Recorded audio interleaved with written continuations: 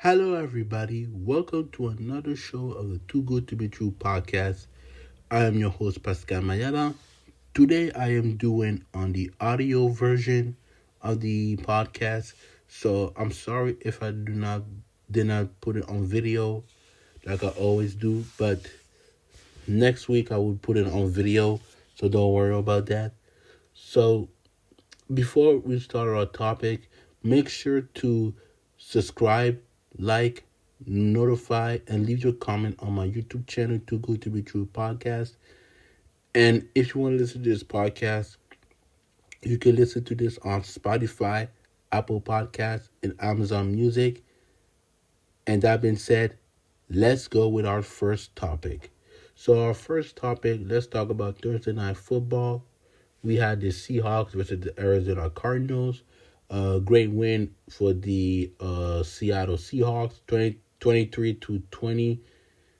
Sam Darnold have 18 completion, 26 attempt, 242 yard, average 13.4, one touchdown, 3 sacks, and his rate is 111.4. Walker, the running back, had a pretty good performance. He had 81 yard and 0 touchdown. Charbonnet, another running back, had a 1 touchdown for 39 yard. And for the receiver side, we have Jason Smith-Jigba with 4 receptions, 79 yard, and Bonner, the tight end, had 3 receptions, 32 yards, and 1 touchdown. That's the great win for the Seattle Seahawks. And also, that's the first time they had there were eight victory on the road. So that's the longest streak of winning on the road for the Seattle Seahawks. For the Seattle Seahawks, and I can tell you this, that the way they are playing right now, I think we are sleeping too much on the Seahawks. So we have to give them the proper respect what they're doing. Their defense, like I said, they're legit. They're super legit on defense. And are they contender? Probably so. They are probably contenders. Probably contenders for winning the Super Bowl. But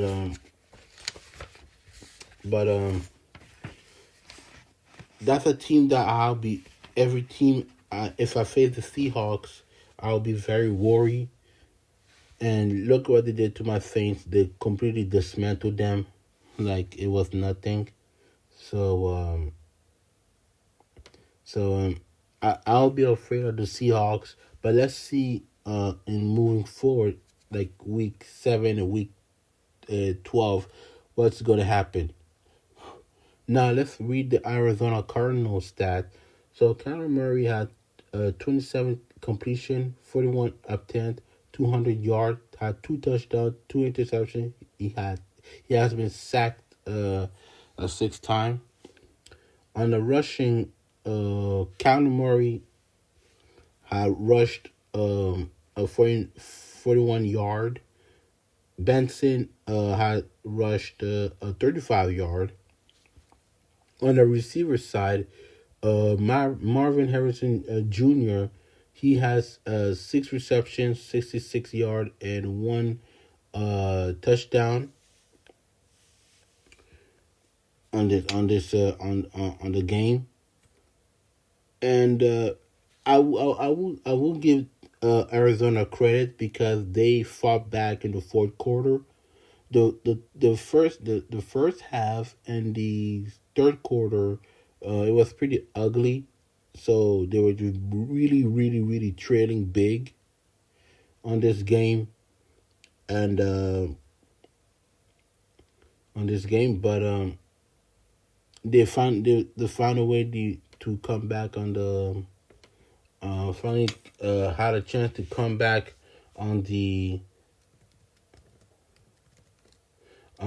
game, but because the field goal which Seattle did prevented them to go to overtime. But that was a great win for the Seahawks and a great fight for the Cardinals. My issue with I got an issue with Kyler Murray is that because that he hasn't won uh, any playoff yet, so he hasn't uh, shown that he can win in a division. Actually, he did win a division. I think it was the 2021. I believe it was 2020 season, 21 season.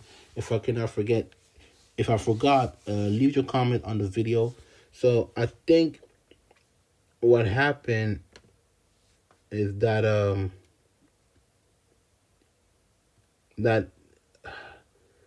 I think it was time that Kyler Murray really step up his game. I know he's a miniature side QB, but he's not the tallest. And I feel like Kyler Murray. What word I can say about Kyler Murray, man? I mean, he's just undersized and he's not really a good thrower. He's pretty much like a running a quarterback, and it reminds me of Colin Kaepernick or Michael Vick. You know they were not good at throwing the ball, but their leg and their speed made them who they are. So even Lamar Jackson, you could say that, but Lamar Jackson's a pretty good thrower with a pretty good thrower when he throw the ball. So it's not fair, but I understand why they did this. But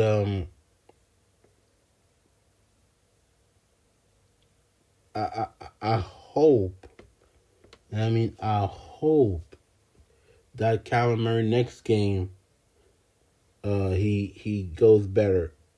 And I will say this. I said this. If I never said this on my podcast, but I will say it right now, which I don't do prediction, but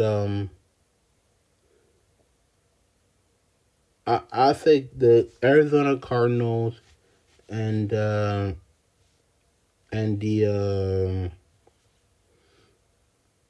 Falcons, Panthers, they could be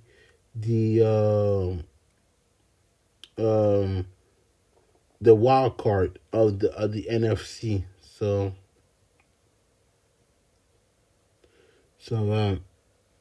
I can really say that with the hope that Kyler Murray performed very well in this game. Moving on from the Thursday night football game, let's talk about the change in the New York Giants football team. That Russell Wilson is sitting on the bench. Jaxson Dark is starting. Is starting.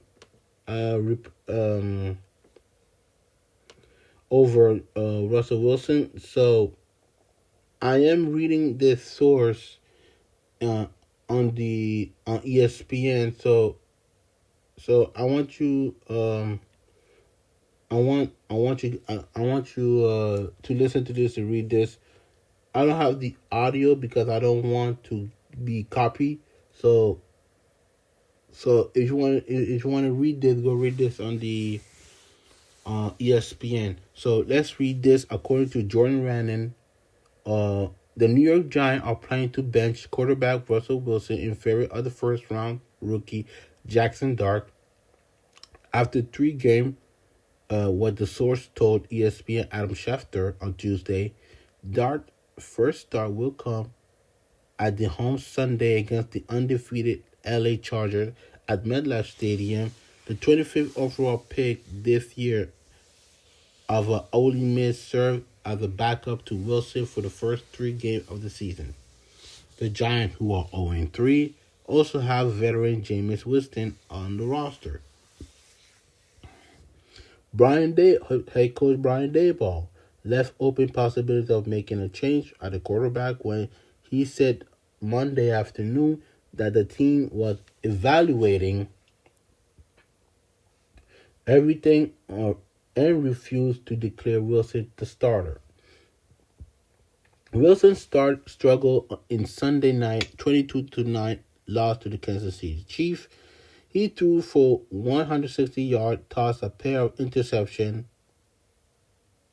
There was also an ugly red zone possession late in the contest where he threw the ball out of bounds and fourth down, and he was booed late in the first half after the second interception. So before I read this, so this is Russell Wilson that according to the ESPN NFL ranking. So in the total QBR, he's 34.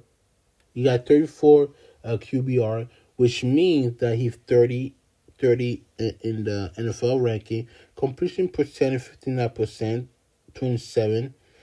Time contact is 40. He tied the most. So that's according to ESPN. Let's continue to read this.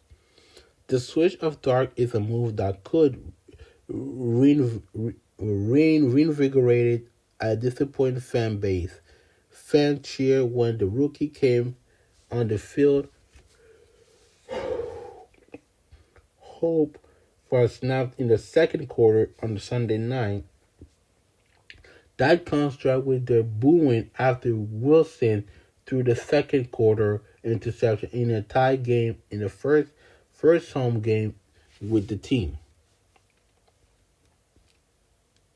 Dark has been preparing for this moment ever since the Giants trade back in the first round to get him in New York. He has done nothing but impress since taking the field in the spring. Dark started the spring with a third-team offense and quickly worked his way past Winston early in the summer. His first extended latest in a regular season NFL action will come against the Chargers defense that currently allow under 30 yards per game. That will give the Giants offense a different look and more options. His ability to run balls and the zone read had his version of the offense looking vastly different from the first team unit with Wilson throughout the summer. So that's what it been said according to ESPN. What are my thoughts on this quarterback changing? I think it was time, and I hate to say this, but I think Russell Wilson is not the same Russell Wilson from Seattle. Remember that Seattle who he took to the Super Bowl not once but twice and had a Super Bowl ring to prove it. He's not the same guy anymore. And I don't know. I feel like every time Russell Wilson is playing, if I look at him, I really cringe all the time. I cringe all the time when I see him throwing the ball and make it whether an interception or a dumb play. Like, for instance, the one against the Cowboys at the overtime, I don't know why he threw the ball to an interception. If you know what I'm talking about, you know what I mean. You can look at the video. So I didn't understand why. They could have won that game against the Cowboys. I feel like also that it's pretty much time for Russell Wilson to hang on his cleats. Me personally, I don't want to say I had to force him to make him retire, but I think his prime is pretty over. I think he doesn't have it anymore. I know he's a good guy. He's married to Sierra, but he's not the same guy anymore. He's not the same guy who who um who who led the Seattle to a Super Bowl, like I said a couple of minutes ago.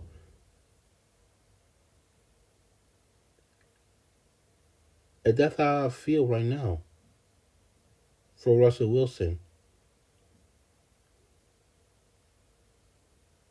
If you had told me what is his legacy, his legacy is he is a good quarterback. Brought the Seattle Seahawks their first Super Bowl, even though we have to give credit to his defense because the defense did the work. The defense did the work against the Denver Broncos, but I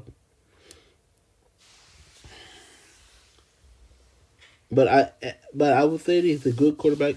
Even though you saw what happened to the following year's Super Bowl when he on the last minute of the play, and that's on Pete Carroll. That's not on Russell Wilson. That the interception, Michael Butler interception. I think that that will haunt him the rest of his life. But over the few years, he is up and down. I'll be honest with you. But if you ask me, do you think he's a Hall of Famer? Which I will talk about this in a couple of seconds. Yes, he is. And we're gonna continue to talk about Russell Wilson, about about the Thursday night commentary, Richard Sherman, and Tony Gonzalez, saying he's not a Hall of Famer QB. So according to Bleacher Report, after the game, actually during the preseason, I believe it was the preseason game, pre-show, that the Thursday night football, they had a discussion about Russell Wilson sitting on the bench. So if you haven't heard, so I will do the audio because this is on X, formerly Twitter. So I want you guys to listen to this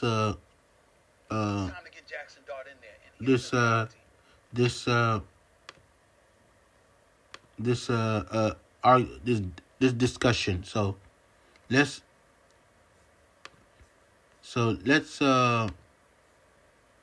listen to this. What they gotta say. Tony Gonzalez and Richard Sherman on Russell Wilson being benching in the New York Giants. Meanwhile, we saw Jaxson dart you guys on Prime in the preseason game. And this week, Brian Daboll announced that he's benching Russell Wilson in favor of the rookie. The 25th overall pick will make his first NFL start on Sunday against the Chargers. And right now, we're going to welcome in Ian Rappaport, the NFL Network insider who broke the news on Tuesday. So, Ian, why did Daboll make this move now?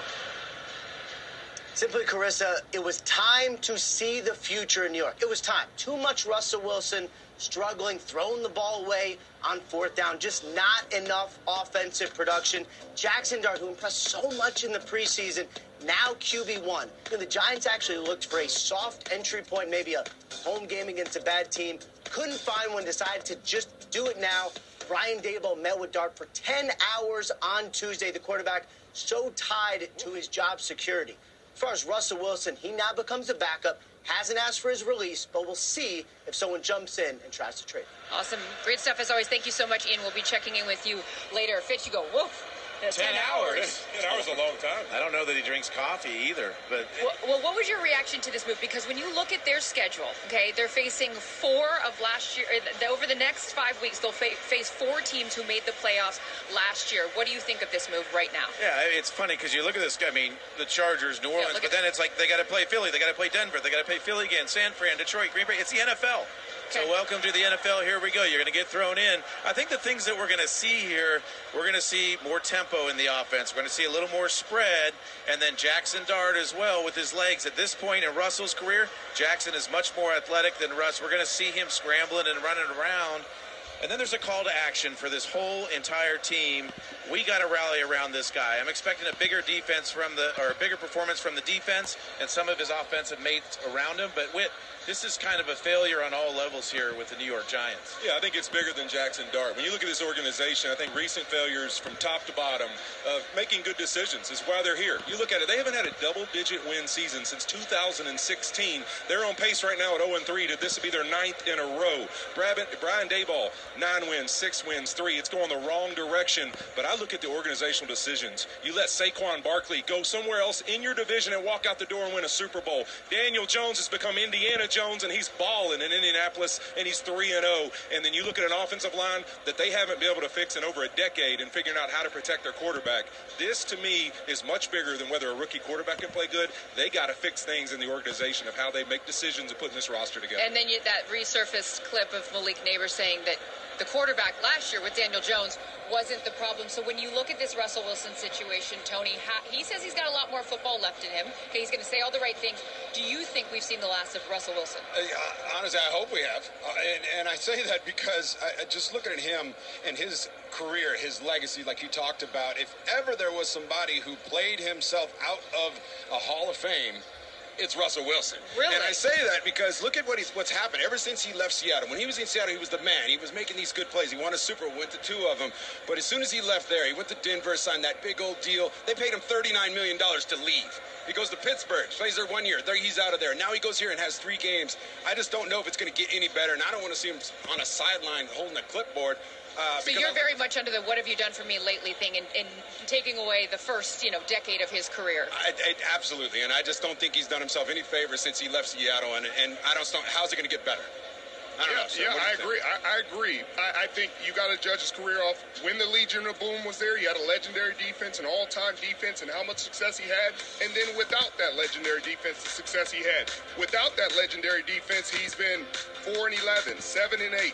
0-3 to start with the Giants. He was a winning football player in Seattle, and people said, hey, winning is football player, all this good stuff, all these accolades, and now you get to go on your own and you get to prove, hey, I'm this great quarterback, I'm this guy that's going to be dominant, and it just hasn't worked out that way. So you heard what Tony Gonzalez and Richard Sherman had said about Russell Wilson, that he's not a Hall of Famer. I'm going to disagree with them. I'm going to disagree with both of them because number one,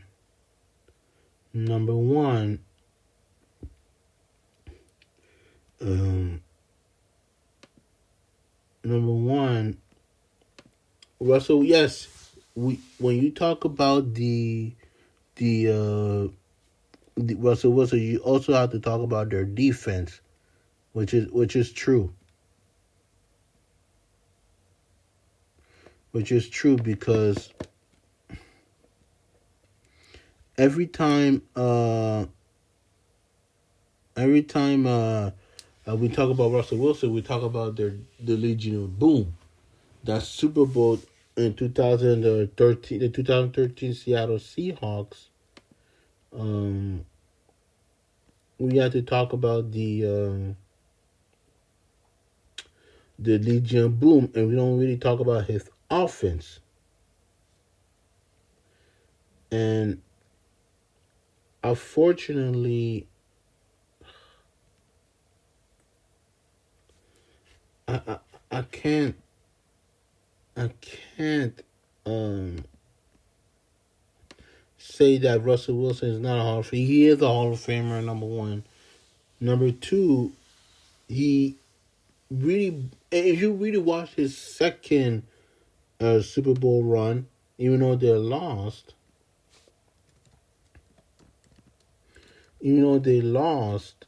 um, we have to give him also credit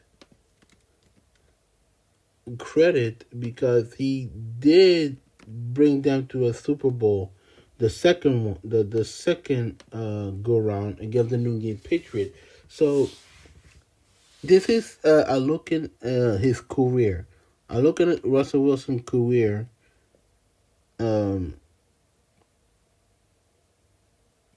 I mean, if I look at Russell Wilson's career from 2012, let's read 2012 to 2021, the Seattle Seahawks. If you look at his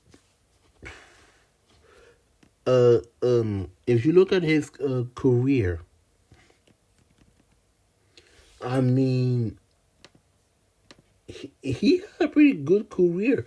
I think his best season, if I'm not mistaken, it has to be the 2018 season, in my opinion. The 2018 season with 35 touchdowns, 7 interception. His QBR, if I'm not mistaken, his QBR is 63. His rating is 110. Completion 65. I mean, if I look at his career, I mean, it's pretty decent.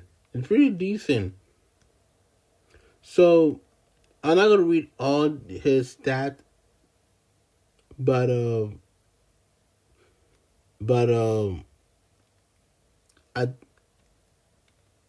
he's the first ballot Hall of Famer. I don't care what Tony Gonzalez and Richard Sherman said. Tony Gonzalez is a Hall of Famer. Richard Sherman, he will be in the Hall of Fame. Russell Wilson will be in the Hall of Fame. So, if you look at it on a global of his career, he does have some pretty decent career. Now the Denver one is pretty sad. The Pittsburgh was it was okay. It wasn't great. It wasn't bad also. So I think that they're wrong. Russell Wilson is going to the Hall of Fame. So I don't know what they're talking about. Now, move on from the NFL. We are going to talk about the college football game. What's going to happen? 4 key marquee match that we going to talk about. 4 marquee match. We're going to talk about Georgia versus Alabama as a prediction. We have what? LSU, if I'm not mistaken. Yes, LSU versus Ole Smith. And what else? What else? We have a great game I want you guys to watch. I want you guys to watch Penn State. I believe Penn State are going against, if I'm not mistaken, Penn State, they are going.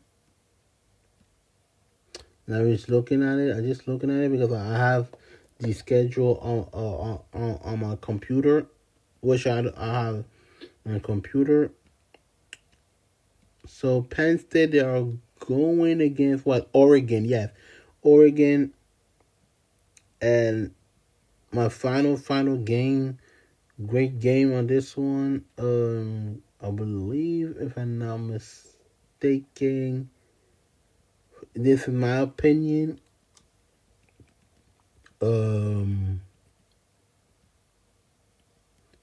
If I'm not mistaken, I believe Georgia versus Wake Forest, or you can say this: Ohio versus Washington. Pretty gonna be a good game. Auburn versus Texas A&M is gonna be a fantastic game. So, what do I expect for Georgia versus Alabama? I think Alabama need to show up against UGA, because I know UGA do not want to lose to Alabama, and I know Alabama do not want to lose to Georgia. So this is going to be interesting, which I'm going to watch. If I'll pick my prediction, I'll pick Alabama going to win this game. Personally, this is me personally.